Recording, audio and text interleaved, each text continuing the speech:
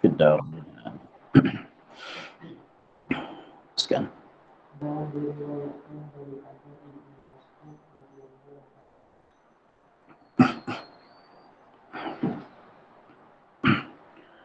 Dan diriwayat daripada Ibni Mas'ud radhiyallahu anhu bahwasanya berkata ia, tiada daripada seorang hamba Allah puasa ia pada bulan Ramadan di dalam insat dan diam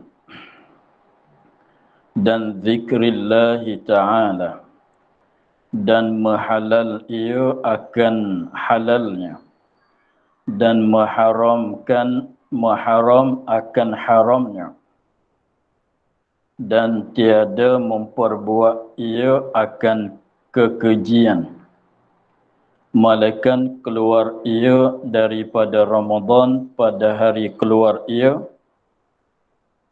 padahal telah aku ampun baginya akan segala dosa sekaliannya.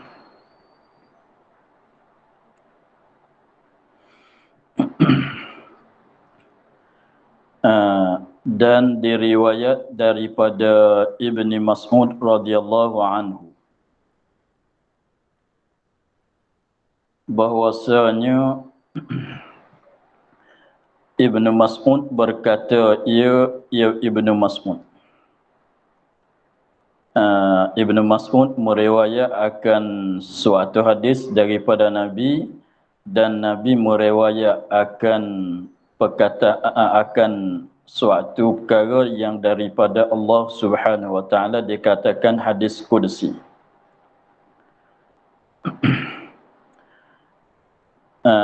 Apa yang diriwayat, apa yang dikata oleh Ibnu Mas'ud yang diriwayat daripada Nabi, tiada seorang hamba Allah Ta'ala, tiada daripada seorang hamba Allah Ta'ala, tiada daripada perkataan daripada tidak ada makna. Perkataan daripada tidak ada makna. Sebab ini terjemuh daripada bahasa Arab ma min abdin, daripada terjemuh daripada min dalam kaedah nahunya, kaedah bahasa Arabnya, min itu zaidah, tidak ada makna. Jadi pada maksudnya tiada seorang hamba, tiada daripada seorang hamba, ini tiada seorang hamba. Seorang hamba mana? Puasa ia seorang hamba Allah Ta'ala, puasa bulan Ramadan, puasa sepenuh bulan Ramadan. Dia puasa pada sebulan bulan Ramadan di dalam insat.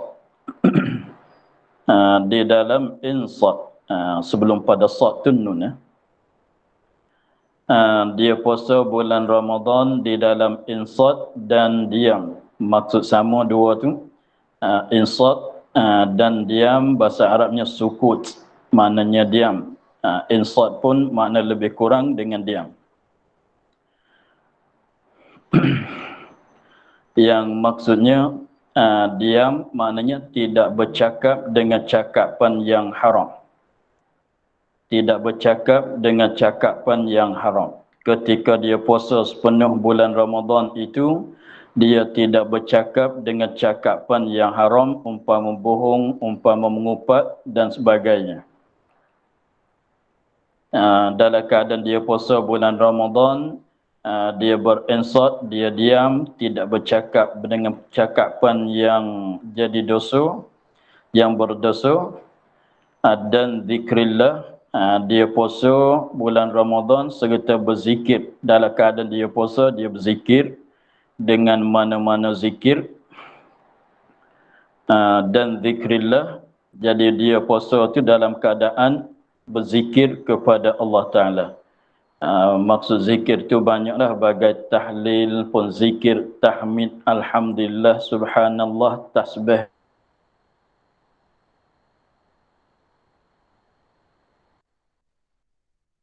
pun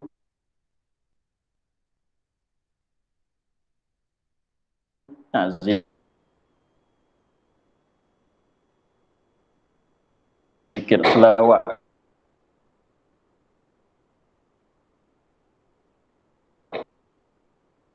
Dan menghalal ia akan halalnya, dan dia menghalal akan apa-apa perkara yang menghalal oleh Allah Subhanahu wa taala. Dan mengharam akan haramnya, dan dia mengharam akan perkara yang mengharam oleh Allah taala. Dan mengharam, yang mengharam oleh seorang hamba tadi akan haramnya haram Allah. Maksudnya menghalal ia akan halalnya, mana dia buat akan perkara yang dihalal oleh Allah Ta'ala. Dan mengharam ia akan haram Allah, mana dia meninggal akan perkara yang diharam oleh Allah Ta'ala. Itu maksudnya. Mahalal akan halal Allah, mengharam akan haram Allah, mahalal akan halal Allah, maknanya dia buat sekadar benda yang dihalal oleh Allah Ta'ala, dia makan minum sekadar perkara yang dihalal oleh Allah Ta'ala. Dan mengharam akan haramnya, mana dia tinggal segala perkara yang diharam, yang ditegah oleh Allah Subhanahu wa taala. Itu maksudnya. Dan tiada memperbuat ia akan kekejian, fahisyah. Dan tiada memperbuat ia akan kekejian, segala perbuatan yang jadi keji pada syarak dia tinggal, dia tak buat. Keadaan begitulah rupa keadaan seorang hamba Allah Ta'ala yang puasa. Dia kata tadi tu, tiada seorang hamba Allah Ta'ala dia berpuasa pada bulan Ramadan dalam keadaan insat dan diam, dengan tinggal ke perkataan yang diharam, perkataan yang seperti mengumpat dan sebagainya, dan dia puasa bulan Ramadan penuh dengan zikir kepada Allah, dan dia buat sekadar benda yang halal, dia tinggal perkara yang diharam, dan juga dia tak buat perkara yang dikeji oleh syarak. Tiada seorang hamba yang perbuatan begitunya, ini balasan. Malaikat keluar ia seorang hamba daripada Ramadan. Keluar ia, yakni selesai ia daripada Ramadan. Pada hari keluar ia. Keluar daripada Ramadan, bila dia keluar? Pada hari keluar ia.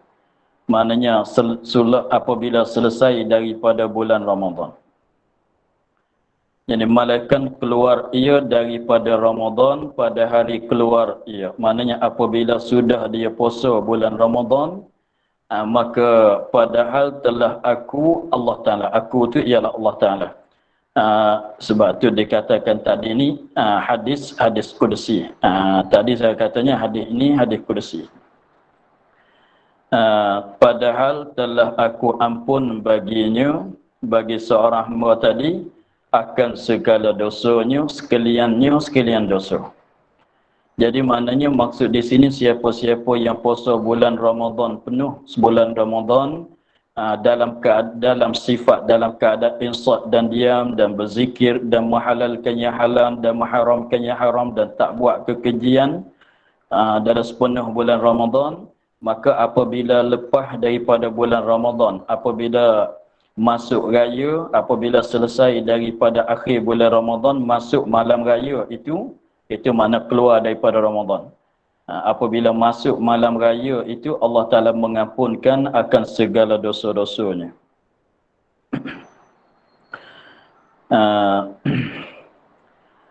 Dan bukan sekadar diampunkan segala dosa, dan dibinakan baginya dengan tiap-tiap tasbih dan tahlil, dan dibinakan baginya, yakni untuk seorang hamba yang puasa dalam keadaan begitu tadi, dan dibangunkan baginya, yakni untuk seorang hamba dengan tiap-tiap tasbih dan tahlil, dengan tiap-tiap satu kali tasbih, dengan tiap-tiap satu kali tahlil, dibina akan satu rumah di dalam syurga. Jadi Allah Ta'ala bangunkan sebuah rumah di dalam syurga dengan satu kali tasbih. Maknanya kalau dia mengucap tasbih 10 kali, dapat dibangunkan 10 buah rumah di dalam syurga. Kalau dia tasbih 100 kali, maknanya 100 buah rumah yang dibangunkan untuk dia di dalam syurga.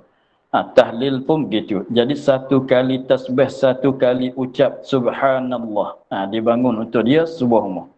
Satu kali dia mengucap la ilaha illallah, tahlil, satu kali tahlil, satu kali ucap la ilaha illallah, dibangun untuk dia akan satu rumah di dalam syurga.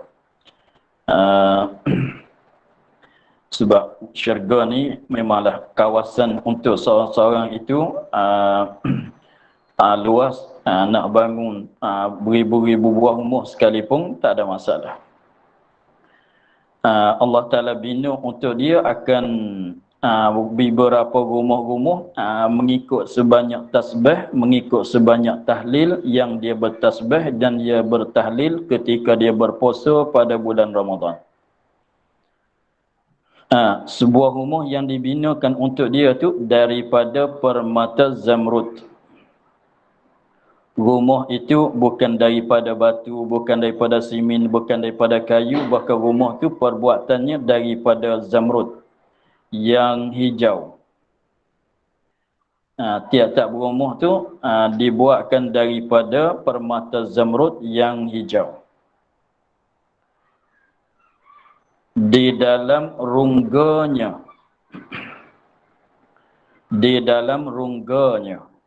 baca begitu di dalam rungganya, sebab bahasa Arab fi jawfiha, di dalam rungganya, kita tambah titik rungga,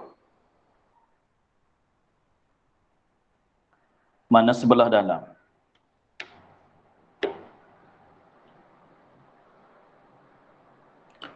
Di dalam rungganya yakut yang merah. Mana sebelah dalam bagi rumah yang dibuat daripada permata zamrud, daripada permata, jadi daripada batu zamrud yang hijau, sebelah dalam dianya ada yakut, permata yakut yang merah, batu yakut yang merah.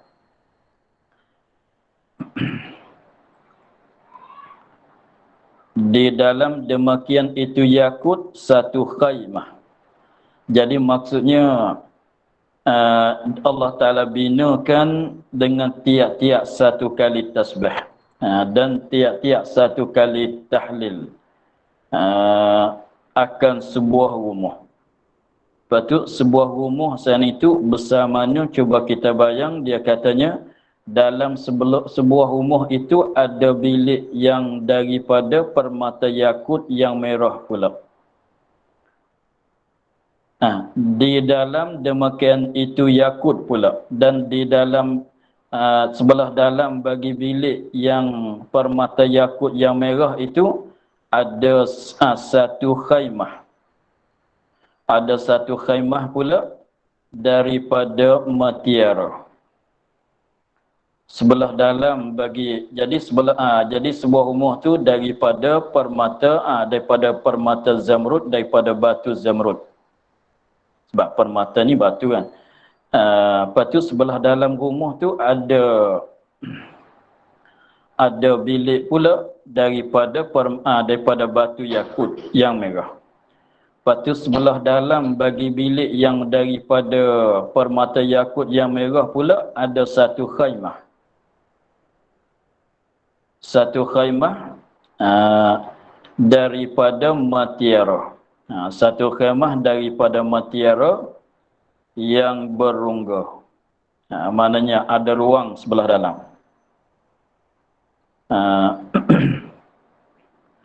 Dia ada satu khaymah sebab biasanya ya dalam bilik tidur tu dia macam katil, lepas tu ada bumbung dia macam khaymah. Ada kalau katil pak tidur setengah-setengah orang tu dia ada katil, lepas tu ada pasang tiang naik, lepas tu ada bumbung pula. Tu jadi maknanya tempat tidur tu bentuk khaymah, ada katil, ada bumbung. Tapi khaymah tu daripada mutiara yang berungga, mana ada ruang sebelah dalam, ada kosong di dalam. Bukan mutiara yang tumpat tu, bukan. Di dalamnya, di dalam khaymah, sebelah dalam bagi khaymah tu pula satu isteri daripada bidadari. Dalam khaymah tu ada seorang isteri daripada bidadari. Lepas tu ni sebuah rumah yang dia cerita dalam sebuah rumah. Lepas tu berapa buah rumah bagi dia sebab dia dibinakan rumah tu mengikut bilangan tasbih tahlil dia. Di dalam khaymah tu ada satu isteri daripada bidadari. Maknanya ada bidadari lah yang jadi isteri dia. Atasnya atas isteri tadi. Mana ada di tubuh dia. Ada di tubuh dia jadi pakaian dia dua gelang daripada emas. Maknanya bidadari tadi itu pakai gelang, dua-dua gelang daripada emas yang dibuat daripada emas. Gelang emas itu yang bertatah dengan permata yakut. Gelang emas itu yang bertatah, yang dimasukkan, yang diletakkan, diisikan dengan permata yakut yang merah pula. Permata yakut yang merah itu elok sakat mana elok dia? Yang cemerlang, cerah cahaya permata yakut yang merah itu cemerlang, cerah dianya. Yang cemerlang baginya, bagi permata yakut yang merah oleh bumi. Jadi permata yakut yang merah yang ada di gelang, yang ada di tangan bidadari tadi tu, kuat cahaya dianya boleh mencemerlangkan bumi. Jadi boleh cerahkan bumi, boleh jadi cemerlangkan muka bumi. Comel tak comel dia, bayangkanlah. Habis di situ sebuah hadis. Dan bersabda Rasulullah sallallahu alaihi wasallam, jikalau mengetahui hamba segala hamba akan barang yang ada pada bulan Ramadan, nescaya cita umatku bahawa ada ia setahun, dan adalah awal dan bersabda Rasulullah sallallahu alaihi wasallam, ini sebuah hadis yang lain pula. Apa hadisnya? Nabi sabda, jikalau mengetahui segala hamba akan barang yang ada di dalam pada bulan Ramadan, jikalau fardunya kita hamba Allah Ta'ala ini tahu secukup-cukup tahu akan fadilat-fadilat, kelebihan-kelebihan, balasan-balasan yang ada pada bulan Ramadan. Kalau fardunya kita ini kita tahu, betul-betul tahu, bukan tahu sikit-sikit macam kita tahu sekarang, bukanlah. Tahu, betul-betul tahu apa benda yang ada di dalam bulan Ramadan, daripada kelebihannya, kelebihan yang ada di dalam bulan Ramadan. Daripada balasan yang besar daripada puasa bulan Ramadan, dan beberapa nikmat yang ada bulan Ramadan, dan daripada berkat yang ada bulan Ramadan. Sekiranya kalau dia tahu, betul-betul tahu dengan kesemuanya perkara-perkara yang kelebihan, keberkatan, nikmat dan balasan baik yang ada pada bulan Ramadan. Kalau dia tahu secukup-cukup tahu, nescaya cita umatku bahwasanya tentu sama sekali dia cita dalam hati dia bahwasa ada ia Ramadan tu setahun. Tentu dia cita bahwasanya dalam satu tahun tu tak ada bulan lain, hanya ada bulan Ramadan.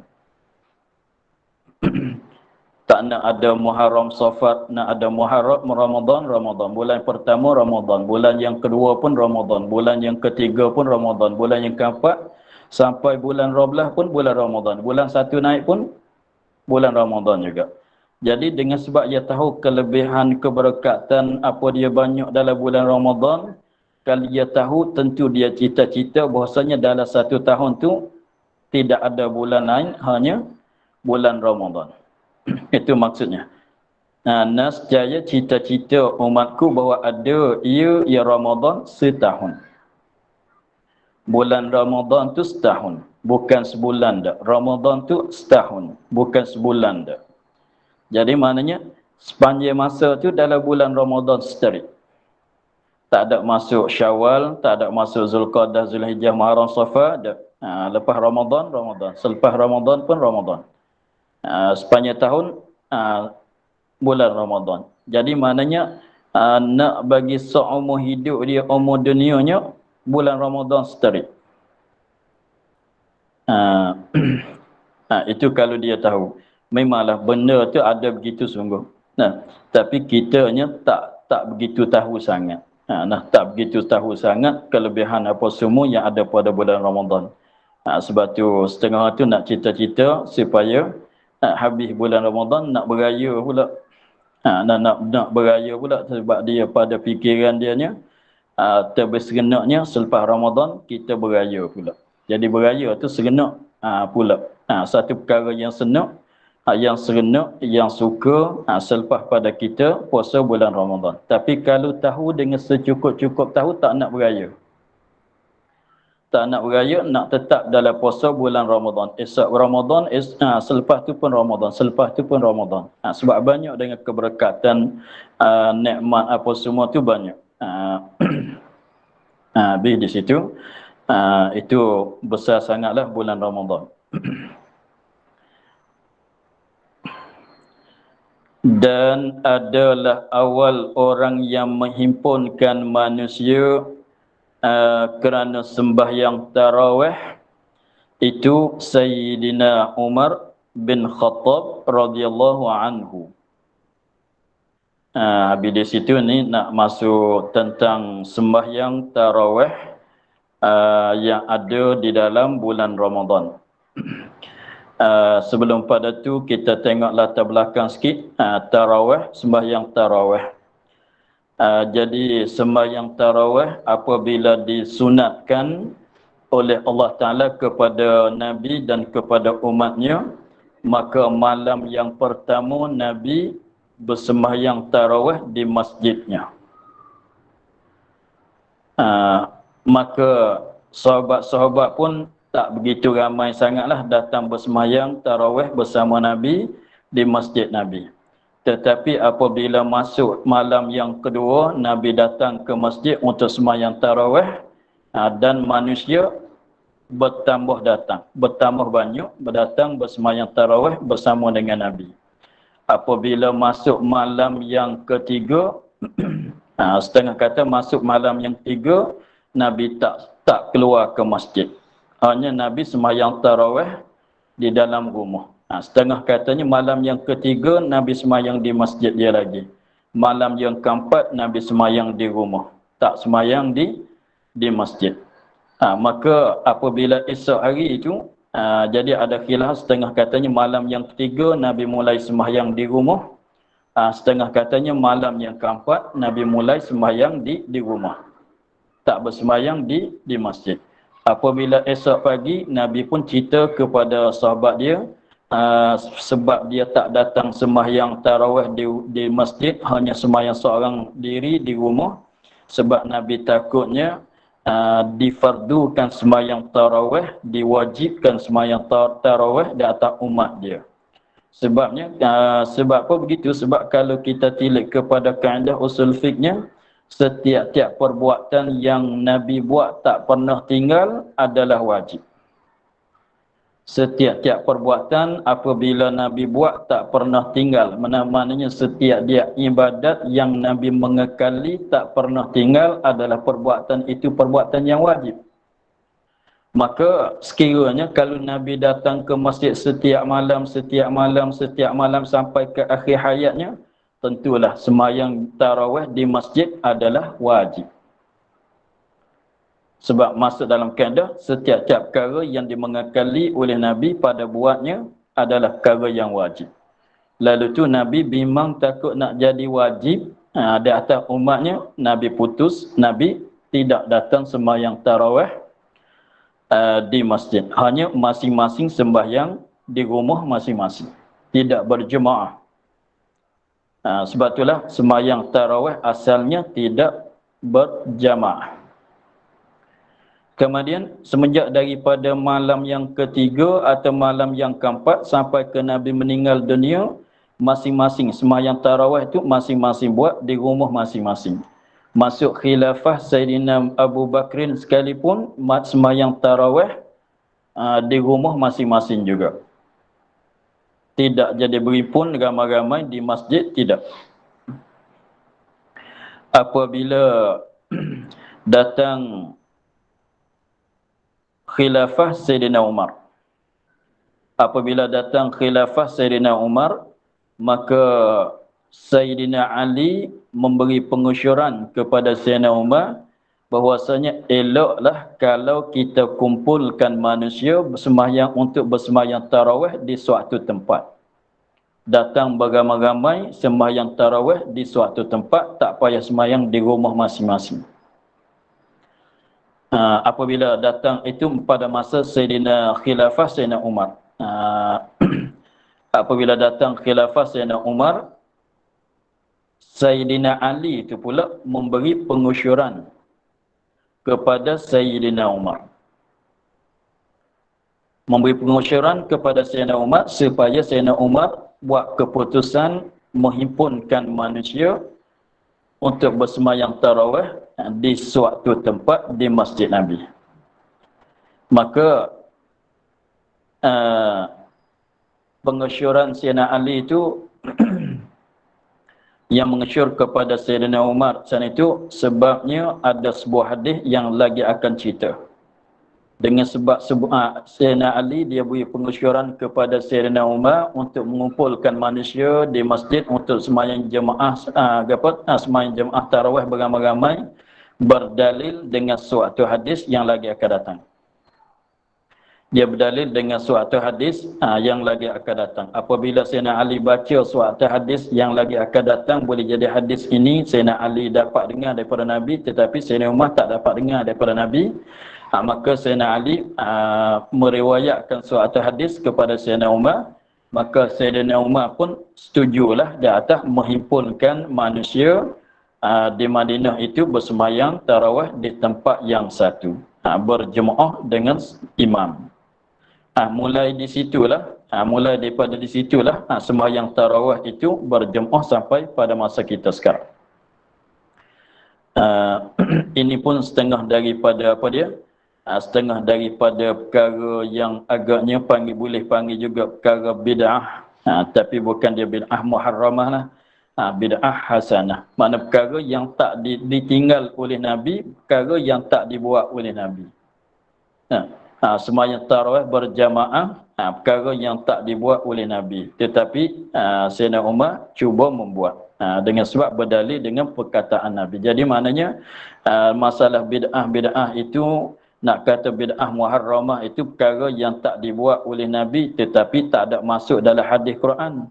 Tak ada maksud dalam umum hadis Quran, tak masuk, tetapi di sini walaupun tak dibuat oleh Nabi, tak dibuat oleh Nabi, sembahyang jemaah, sembahyang tarawih dengan cara berjemaah itu tak dibuat oleh Nabi, tetapi masuk di dalam kandak-kandak bagi hadis Nabi, masuk di dalam makna yang dikandaki dalam hadis Nabi. Itu pada maknanya Nabi pernah buat juga. Walaupun Nabi tak pernah buat, tapi sembahyang tarawih dengan secara berjemaah ada masuk dalam dengung-dengung, dalam kandak-kandak mafhum hadis Nabi. Jadi pada maknanya Nabi pernah buat juga. Pada maknanya seolah Nabi ada buat. Sebab ada termasuk dalam kandak-kandak hadis Nabi. Walaupun Nabi tak ada cakap betul-betul kata boleh buat, tapi dengung-dengung cakapan dianya boleh nak buat. Bahkan digalakkan untuk membuat. Maka inilah cerita dianya. Dengan secara rekah tadi tu, yang disebut, yang saya cerita tadi tu, tengok dia kata dan diriwayat daripada Sayyidina Ali. Ni yang saya katanya dinasihat oleh Sayyidina Ali kepada Sayyidina Umar untuk nak menghimpunkan. Diriwayat daripada Sayyidina Ali karramallahu wajhah, bahwasanya Sayyidina Ali berkata, ya Sayyidina Ali hanya sungguhnya mengambil Umar akan ini tarawih. Mengambil maknanya faham, ambil faham. Berkata ya Sayyidina Ali sungguhnya hanya sungguhnya mengambil Umar, ambil faham akan ini tarawih. Yani tarawih dengan secara berjemaah, akan ini tarawih, yani tarawih dengan secara berjamaah. Maksudnya begitu. Jadi Sayyidina Umar ambil faham akan berjemaah pada sembahyang tarawih yang mana Nabi tak pernah buat. Mengambil daripada hadis. Dia ambil faham daripada sebuah hadis. Hadis itu hadis mana? Yang didengar ia Sayyidina Ali. Yang dengar ia Sayyidina Umar daripada Sayyidina Ali. Jadi cerita Sayyidina Ali katanya Sayyidina Umar tu mengadakan tarawih dengan secara jemaah tu sebab dia faham daripada sebuah hadis yang dia dengar daripada aku cerita kepada dia. Dengan sebab Sayyidina Ali baca sebuah hadis bagi Sayyidina Umar dengar, maka sembah mereka itu kaum atau manusia. Maknanya sembah mana tanyalah. Jadi Sayyidina Ali cerita-cerita dengan cerita itu, maka orang yang mendengarkan cerita Sayyidina Ali mereka pun tanya kepada Sayyidina Ali, dan apa itu hadis? Amirul Mukminin. Jadi Sayyidina Ali dia cerita kepada orang pulaknya tentang Sayyidina Umar ambil pada hadis itu pada masa khilafah dia. Ada cerita yang berlaku pada Sayyidina Umar pada masa khilafah Sayyidina Umar. Sayyidina Ali dia cerita pada masa khilafah dia. Jadi orang tanya mana dia sebuah hadis yang Sayyidina Umar ambil faham, yang dengar daripada Sayyidina Ali itu, sebenarnya Sayyidina Ali aku dengarkan Rasulullah sallallahu alaihi wasallam bersabda. Hadis itu hadis yang dipaham oleh Sayyidina Umar. Hadis itu ialah sabda Nabi sallallahu alaihi wasallam bersabda bahawa bagi Allah Taala pada keliling arasy-Nya satu tempat dinamakan Haziratul Qudsi. Sesungguhnya ada bagi Allah. Ada suatu makhluk, suatu tempat yang dijadi oleh Allah Ta'ala. Ada bagi Allah pada keliling arasy. Pada sekeliling arasy satu tempat. Di kawasan keliling arasy itu ada suatu tempat. Jadi arasy, apa tu Allah Ta'ala ada membangunkan sebuah tempat di kawasan keliling arasy. Suatu tempat itu nama dianya dinamakan Haziratul Qudsi. Tempat yang kawasan keliling dengan arasy itu nama dianya Haziratul Qudsi. Dan iaitu daripada nur. Dan iaitu satu tempat yang dinama Haziratul Qudsi itu buat daripada nur. Buat daripada nur. Itu daripada nur, maknanya dibuat daripada cahaya, daripada nur. Di dalamnya beberapa banyak malaikat. di dalam kawasan Haziratul Qudsi, di dalam binaan Haziratul Qudsi, di dalam tempat yang nama Haziratul Qudsi itu ada beberapa banyak malaikat, ramai malaikat ada di dalam tu. Malaikat yang mendiami di dalam, yang duduk, yang mendiami di dalam tempat yang nama Haziratul Qudsi tadi. Tiada dihinggakan bilangan mereka itu. Banyak sakat mana banyak? Banyak sehingga tak cakap, tak boleh nak bilang berapa banyak. Tak boleh kita nak menghinggakan bilangan dia. Tiada dihinggakan bilangan-bilangan mereka itu beberapa banyak malaikat, malaikat Allah Ta'ala. Malaikat Allah Ta'ala sajalah yang tahu bilangan dia, tapi orang kitanya tak boleh nak tahu. Nak cerita katanya begitu banyak sangat. Malaikat, beberapa banyak malaikat yang banyak-banyak dia tu duduk di dalam sebuah tempat yang nama Haziratul Qudsi. Apa perbuatan mereka di dalam tu? Berbuat ibadat mereka itu akan Allah Azza wa Jalla, akan sebagai ibadat. Jadi malaikat yang ada di dalam tu, dalam Haziratul Qudsi itu duduk dalam tu untuk beribadat kepada Allah Ta'ala sebagai ibadat, betul-betul ibadat. Duduk dalam tu tak buat lain, hanya betul-betul ibadat, akan sebagai ibadat. Mana betul-betul ibadat. Tak ada buat benda lain, untuk ibadat betul-betul. Tiada segan mereka itu satu saat sekalipun. Yani tiada segan mereka itu daripada ibadat. Tak ada terasa segan daripada ibadat. Pada satu masa, satu jam sekalipun, satu minit sekalipun, tak ada perasaan segan pada ibadat, tidak ada. Kita ada juga, kalau semuanya banyak tarawih lama-lama tu berasa jemu, berasa apa, ada juga. Tapi dia tak ada perasa segan. Sebab malaikat la ya'suna ma amarallah. Malaikat tak deraka kepada Tuhan. Suruh dia buat, betul-betul buat. Tak ada buat main-main, buat tipu-tipu, buat dengan secara malah-malah, tu tak. Apabila dia suruh, dia buat betul-betul. Ini tak masuk cerita-cerita lagi. Maka apabila adalah segala malam bulan Ramadan. Ni baru nak masuk. Ni baru nak masuk cerita kita. Maka apabila adalah segala malam bulan Ramadan. Apabila datang malam bulan Ramadan. Apabila ketibaan malam bagi bulan Ramadan. Apabila kedatangan malam bulan Ramadan. Meminta izin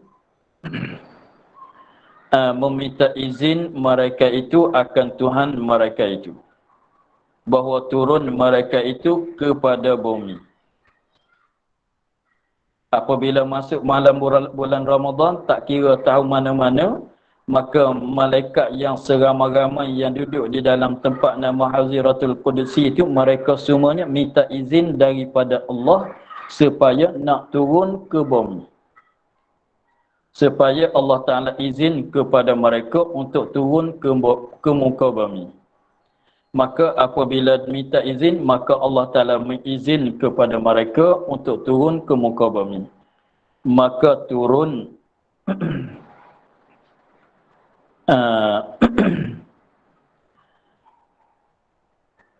apabila mereka turun dengan secara ringkasnya, Allah Ta'ala pun bagi izin kepada mereka, maka mereka pun turun ke muka bumi. Maka sembahyang mereka itu serta anak Adam, yang serta manusia. Maka malaikat yang seramai-ramai malaikat yang ada pada Haziratul Qudsi itu turun kepada muka bumi, meratai pada muka bumi, maka mereka sembahyang serta anak Adam. Mereka pun sembahyang berserta dengan anak Adam. Sebab apa? Sebab kita manusia pada bulan Ramadan itu sedang sembahyang tarawih. Sedang sembahyang tarawih. Maka malaikat dia tengok kita manusia sedang sembahyang tarawih, dia terasa ingin nak sembahyang tarawih juga. Malaikat dia tengok kita sedang sembahyang tarawih pada malam bulan Ramadan, Dia pun terasa ingin nak sembahyang tarawih juga, lalu tu dia minta daripada Allah Ta'ala untuk nak turun ke bumi untuk nak sembahyang tarawih bersama dengan kita-kita manusia. Maka turun mereka itu pada tiap-tiap malam kepada bumi. Apabila dapat keizinan daripada Allah Ta'ala, maka setiap-tiap malam lah daripada malam bulan Ramadan, mereka turun ke bumi untuk sembahyang tarawih bersama dengan manusia. Maka turun mereka itu pada tiap-tiap malam ke bumi. Maka tiap-tiap mereka yang menyentuh ia akan mereka itu, atau menyentuh mereka itu akan dia. Jadi ketika malaikat yang turun ke bumi bersembahyang tarawih bersama dengan kita tadi, kalau sekiranya siapa-siapa, maka tiap-tiap mereka yakni kita manusia, maka tiap-tiap mereka daripada kita manusia menyentuh ia mereka itu akan beberapa malaikat tadi,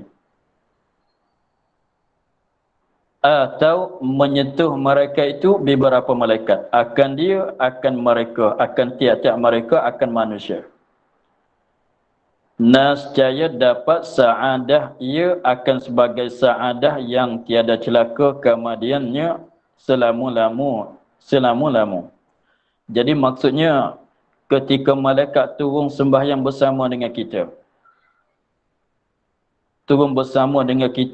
kalau kita sentuh dengan dia atau dia mari sentuh dengan kita, tak kira lah kita bersentuh dengan dia atau dia bersentuh dengan kita, maka orang yang dapat sentuhan tadi tu, orang itu akan dapat saadah, dapat bertuah, beruntung sebagai saadah, sebagai bertuah, sebagai beruntung yang tak celaka selepas padanya sampai ke bila-bila. Jadi orang tu tetap dah orang yang beruntung semenjak hari itu sampai ke bila-bila lah.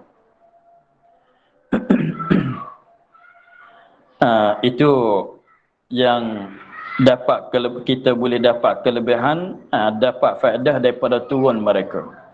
Jadi dia memang ramai. Lebih ramai daripada kita manusia yang ada muka bumi. Apabila dia turun kepada muka bumi bersembahyang tarawih bersama dengan kita, boleh jadi kita bersentuh dengan dia, kita ada bersentuh dengan dia, boleh jadi dia datang bersentuh dengan kita. Maka dengan sebab kita pernah bersentuh dengan dia atau dengan sebab dia pernah sentuh dengan kita, kita akan dapat bertuah beruntung sampai ke bila-bila. Tak jadi celaka dah orang tu. Sebab itulah nak pergi juga sembahyang tarawih di masjid untuk nak boleh bersentuh dengan malaikat tadi.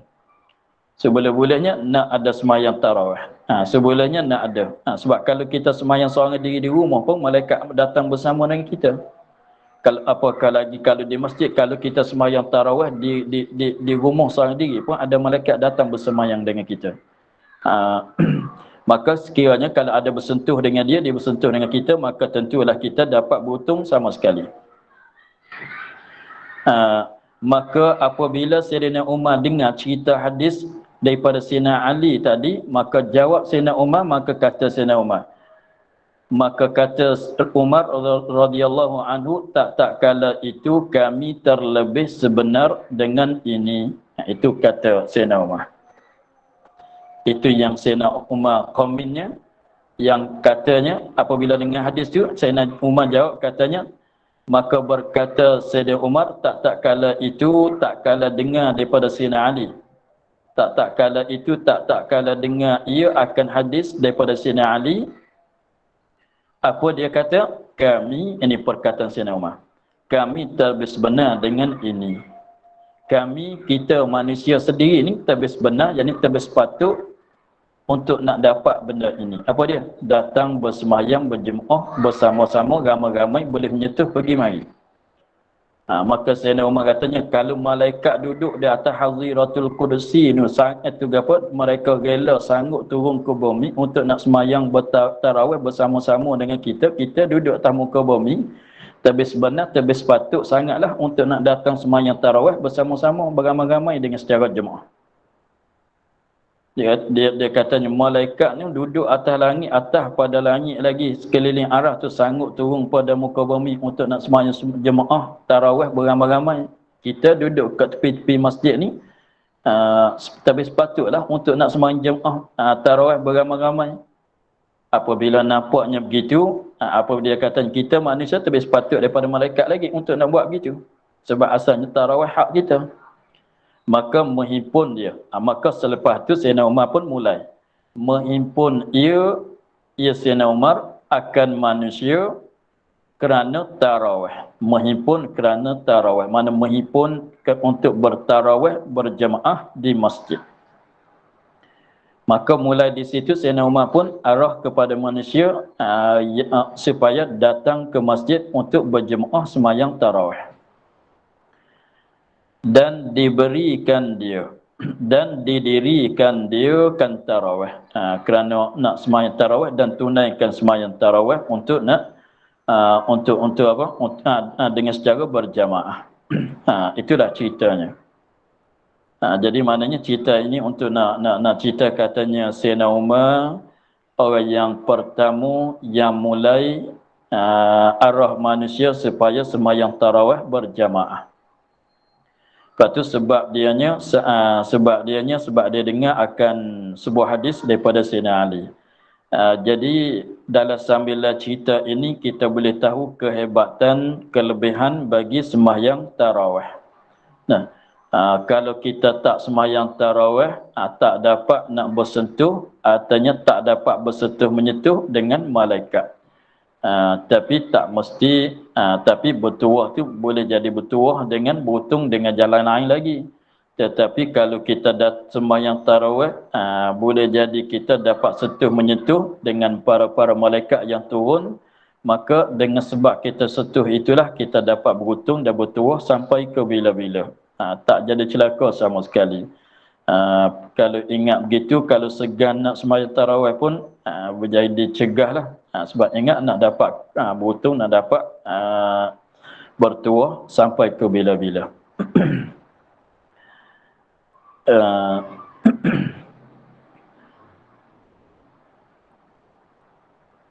Dan saya bagi tiap-tiap seorang bahawa membanyak berbuat ibadat daripada i'tikaf dan sembahyang dan membaca Quran dan salawat atas Nabi sallallahu alaihi wasallam.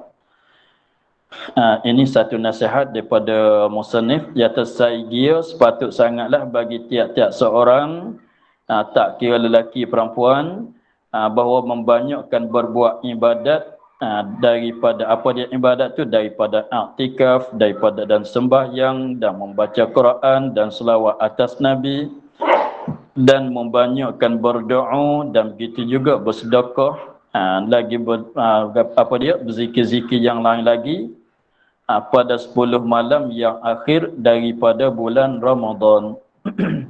Jadi bertambah banyaklah sunat. Jadi maknanya semata-mata bulan Ramadan dah saya kira kita membanyakkan perkara yang tadi, tetapi apabila masuk malam 10 yang akhir terlebih apa lagi? Terlebih aula lagi daripada belum pada ni. Jadi apabila masuk bulan Ramadan, afdal kita membanyakkan akan segala ibadat-ibadat. Lebih-lebih lagi apabila masuk 10 yang terakhir daripada bulan Ramadan. Jadi mana kelebihan pada 10 Ramadan, 10 akhir Ramadan tu lebih tinggi daripada hari-hari Ramadan belum pada 10 akhir. Kenapa boleh begitu? Saya kira kita membanyakkan amal ibadat kerana di dalam 10 akhir itu Lailatul Qadri. Ada suatu malam dikatakan malam Lailatul Qadri.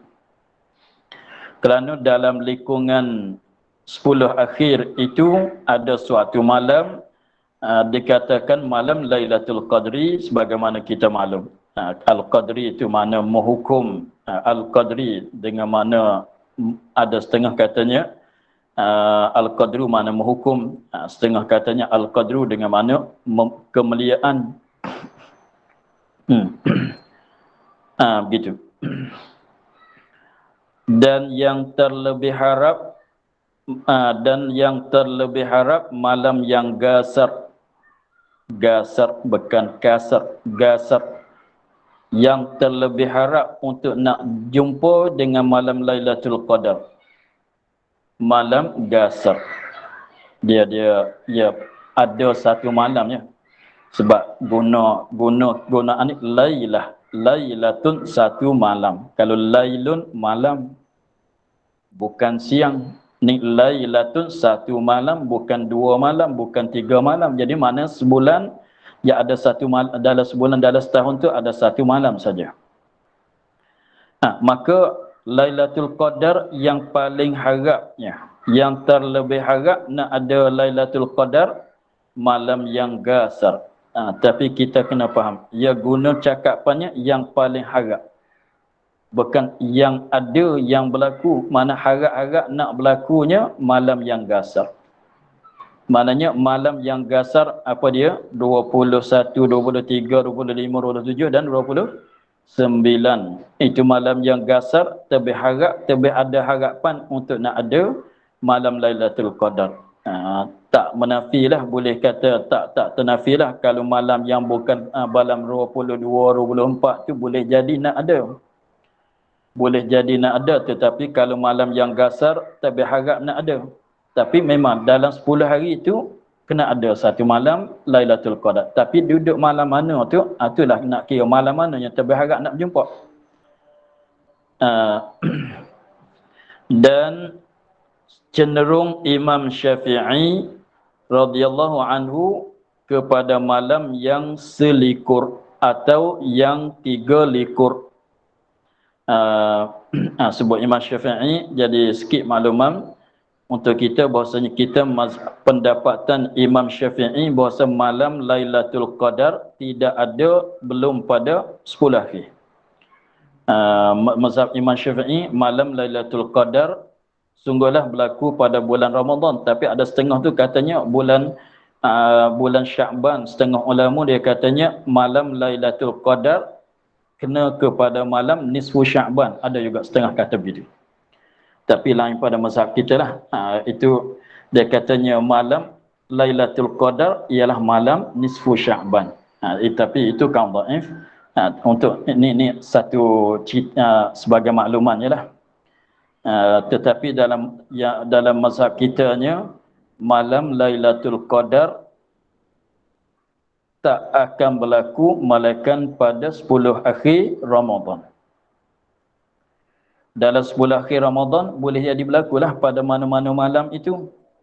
Tetapi yang paling harap nak jumpanya ialah malam yang gasar. 21, 22, 23, 25, 27, 29. Tapi di sisi Imam Syafi'i, malam yang sangat harap nak jumpa malam itu Qadar di sisi Imam Syafi'inya, malam yang selikur, 21. Selikur 21, 2 likur 22, 3 likur 23, 4 likur 24, 9 likur 29. Itu bahasa orang masa dulu tu itu bercakap. Kalau selikur maknanya 21, 2 likur maknanya 22, 3 likur maknanya 23. Jadi yang tercenderung kepada Imam Syafi'inya malam 21 atau malam 23.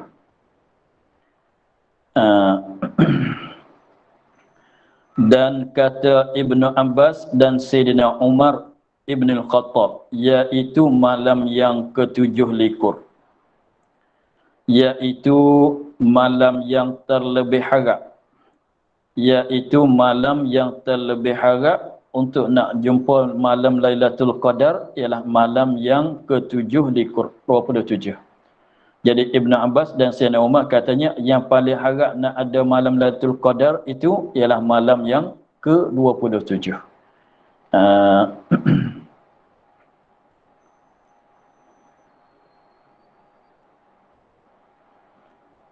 Begitu. Tapi dia di sisi Imam Ghazali dia ada buat satu pendoman, perhentian. Dia katanya kalau awal, kalau boleh tanda, kalau boleh tulis.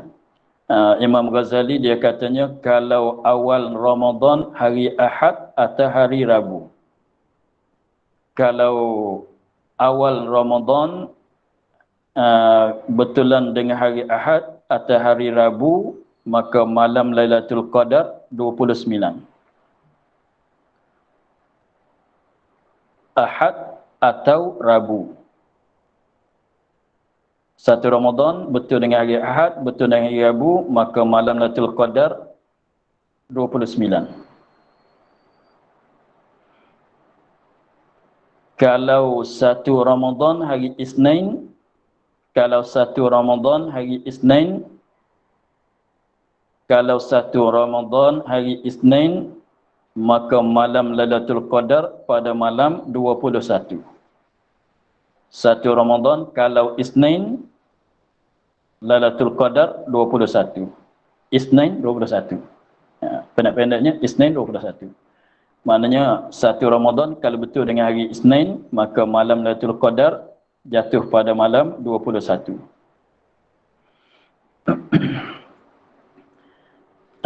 Habis itu kalau satu Ramadan Selasa dengan Jumaat atau Jumaat. Satu Ramadan betul dengan hari Selasa atau betul dengan hari Jumaat. Satu Ramadan betul dengan hari Selasa atau betul dengan hari Jumaat, maka malam Lailatul Qadarnya jatuh pada 27. Selasa 27, Jumaat 27.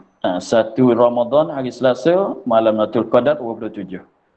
Satu Ramadan Jumaat, maka malam Lailatul Qadar 27. Habis itu apa lagi? Khamis. Kalau satu Ramadan Khamis. Kalau satu Ramadan Khamis, maka malam Lailatul Qadar 25.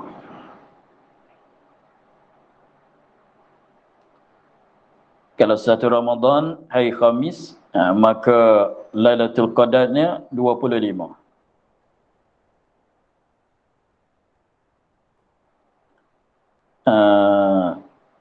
Khamis 25. Satu lagi, kalau satu Ramadan betul dengan hari Sabtu, maka Lailatul Qadar 23. Ini kaedah, kalau Sabtu 23. Jadi cukuplah tu, 21 ada, 23 ada, 25, 27, 29 ada. Jadi kaedah ini yang dikata oleh Imam Ghazali. Ada setengah ulama dia katanya dengan kaedah ini semenjak dia balik sampai ke tua dia ni, sampai dia umur dah tua, dia katanya dia perhati tak pernah salah. Ada sebut dalam kitab-kitab, seperti dalam kitab I'anah pun ada sebut, dia katanya dia perhati dengan ini kaedah. Semenjak dia balik sampai dia umur dah tua ini, tak pernah salah dengan kaedah ini. Tetapi begitulah, ini mengikut ghalib. Boleh jadi terlari, boleh jadi begitu, sebab boleh jadi malam Lailatul Qadar dalam 10 akhir, boleh jadi nak berlaku pada 22, 24 ke, 26 ke, 28 ke, boleh jadi begitu. Ada, tapi kita bercakap sini masalah yang terlebih harap. Tetapi untuk nak tahu begitu je lah. Tetapi lebih aulanya jangan kita tahu. Lebih aulanya jangan kita tahu bila nak berlaku malam Lailatul Qadar. Sebabnya kalau tahu begitu, tahu 27 malam lain dia tak buat ibadat, nanti nak buat malam 27 kan. Tapi kalau kita tak tahu, mulai daripada 10 akhir dah mulai bersungguh. Setiap malam kita buat macam biasa. Kita buat macam biasa, masuk malam akhir pun kita buat macam itulah. Nak berdoa, nak apa banyak apa semuanya, sampai ke hari akhir, malam akhir bagi Ramadan. Dia akan jatuh mana-mana satu malam di dalam bulan Ramadan.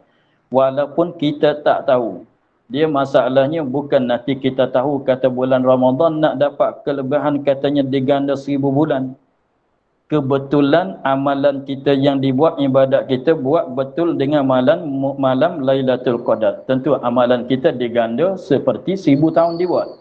Walaupun kita tak sedar pun bila malam Lailatul Qadar sekalipun dah dapat. Bukan syarat kena tahu. Sebab tu tapi nak dalam pengajian memanglah nak cerita kaedah, nak cerita apa dah kan. Tapi pada masa kita buat ibadat tak payah memandanglah bila masa kita menyungguh pada malam, pada setiap malam kita bersungguh, pada setiap malam kita bersungguh pada ibadat, pada doa dan lain-lain lagi, ia akan bertentanglah dengan malam Ramadan pada satu-satu malam. Jadi 10 akhir tu kita penuhkan. Jadi adalah jatuh pada bulan malam Lailatul Qadar pada mana-mana satu malam walaupun kita tak sedar sekalipun. Kata malam itu malam Lailatul Qadar, tetapi doa kita dah diterima. Amalan kita, ibadat kita dah digandakan. Walaupun kita tak sedar sekalipun. Sebab tu tak nak sibuk sangat. Bila malam Lailatul Qadar? Bila malam Lailatul Qadar? Tahun ni agak-agaknya bila? Tak payah tahu lah. Nah, kita buat cara kita. Adalah kebetulan dia tu sebab nak dapat kelebihan digandakan amalan, diistijabkan doa itu tak syarat kita tahu kata malam ni adakah malam Lailatul Qadar ke tidak. Janjinya kebetulan. Malam ni lepas tu yang katanya ada limpah air di telaga, alam itu alamat. Kalau kita buat amal ibadat pada malam Lailatul Qadar, semenjak daripada malam, tak kira lah saat mana-mana sekalipun, dah diistijab oleh Allah Ta'ala akan doa dan digandakan amalan. Walaupun tak ada alamat, walaupun mana sekalipun, awal malam, hujung malam, di tengah malam sekalipun, janjinya betul dengan malam Lailatul Qadar. Amalan itu digandakan, terima doa itu diterimakan. Tak nanti kita tahu, tak nanti kata pukul 12 malam, setengah malam, pukul 1 malam, pukul 2 malam ke, tak nanti begitu. Begitu yang maksudnya. Sebab tu kalau orang nampak kalut-kalut sangat nak tahu bila malam tu Qadar tahun ni, bila kita bagi tahu ke dia, tak payah kalut sangat nak tahulah. Kita buat sepenuh lah, malam 10 akhir tu kita sepenuhkan. Adalah kebetulan.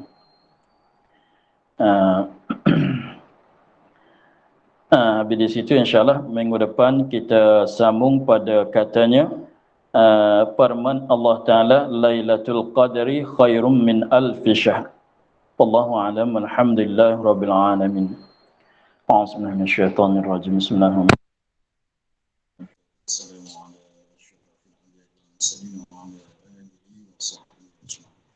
اللهم افتح علينا فتوح العارفين